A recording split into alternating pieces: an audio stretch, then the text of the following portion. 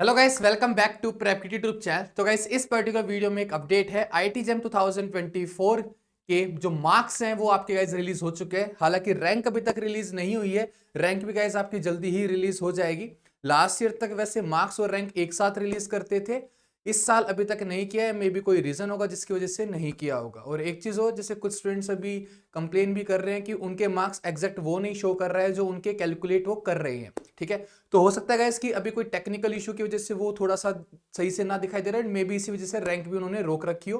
क्योंकि last year भी देखा जाए तो 2 बार रिजल्ट निकल के आया था, राइट। फर्स्ट टाइम मार्क्स और रैंक एक साथ आए थे, लेकिन सेकंड टाइम में फिर उन्होंने अपडेट भी किए थे। तो कुछ स्टूडेंट ऐसे थे जिनकी पहले AIR 100 थी, लेकिन बाद में 150 भी हो गई थी।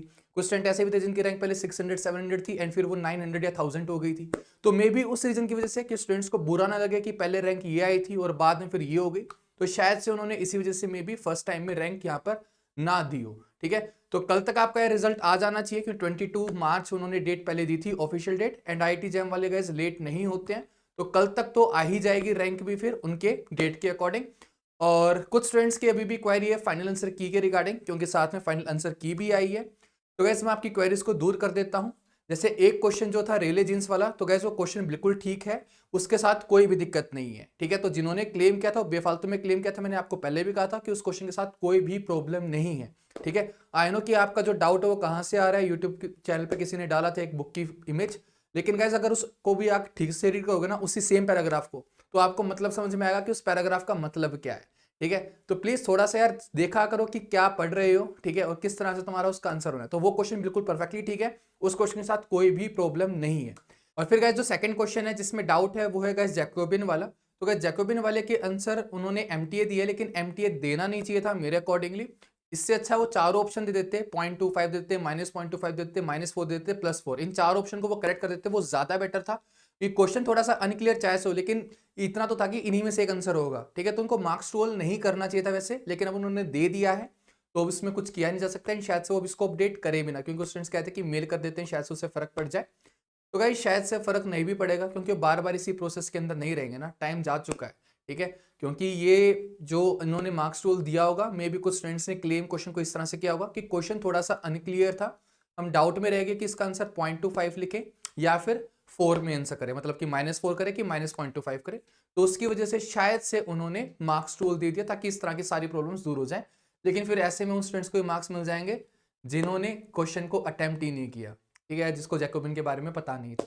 ठीक है, और एक चीज ये भी होती है कि जैकोबिन वाले क्वेश्चन में ना, जैसे दोनों आंसर तो करेक्ट हो नहीं सकते एक साथ, या तो 0.25 वाला करेक्ट होता या फिर 4 वाला करेक्ट होता। अब दोनों ही अगर वो करेक्ट कर रहे हैं तो फिर क्वेश्चन की भी कोई सेंस नहीं है।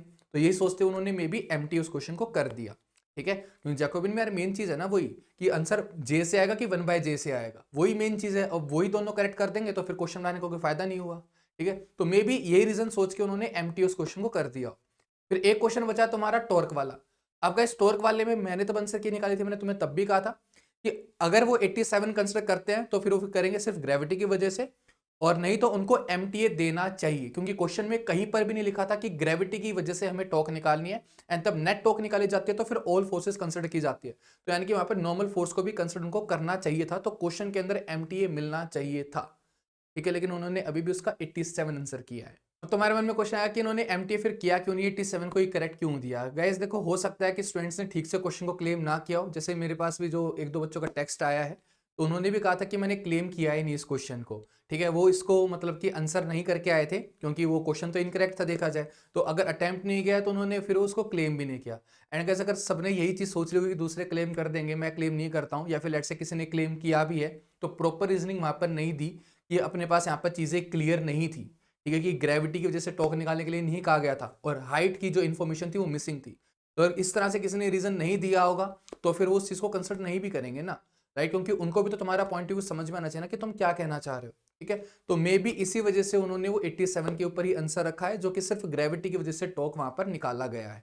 ठीक है, ना कि complete torque on the given particle. Okay, तो ये डिफरेंस वहां पर था इस क्वेश्चन के अंदर। तो यही 3 क्वेश्चन थे जहां से स्टूडेंट्स को डाउट आ रहे थे, एंड आई होप कि आपको इन तीनों क्वेश्चंस का यहाँ पर आंसर मिल गया होगा। तो पहले वाला रिलीजियंस वाला बिल्कुल करेक्ट था। जैकोबियन वाला जो है उनको एमटी नहीं देना चाहिए था, चारों ऑप्शन उनको देने चाहिए थे, राइट। -4, +4, -0.25 एंड 0.25। ठीक है। लेकिन फिर वही बात है कि जे और 1/j में फिर कोई फर्क नहीं रहता, क्वेश्चन उसी के ऊपर बनता है जैकोबियन में कि जे आंसर होगा कि 1/j होगा। ठीक है, तो इसी वजह से उन्होंने मे बी मार्क्स टूल दे दिया है। And fourth option may be students ने अच्छे से रीजन एक्सप्लेन नहीं किया होगा, इस वजह से उनको वो मार्क्स टूल नहीं मिला क्वेश्चन के अंदर।